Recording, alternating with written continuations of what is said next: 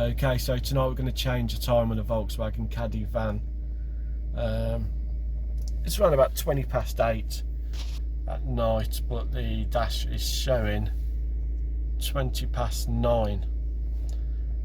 So we're just going to change the time round. Okay, just on the bottom left of the dash you'll see a button with a clock.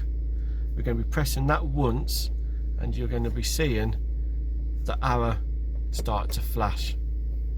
That's when we'll be able to change the time. But to adjust the time, just on the other side of the dash, I may have to turn the light on. You'll see a set button and we'll have to press that until we get to the actual time. So after pressing the clock button and we have the arrow flashing, no, I was not quick enough, let's just do that again.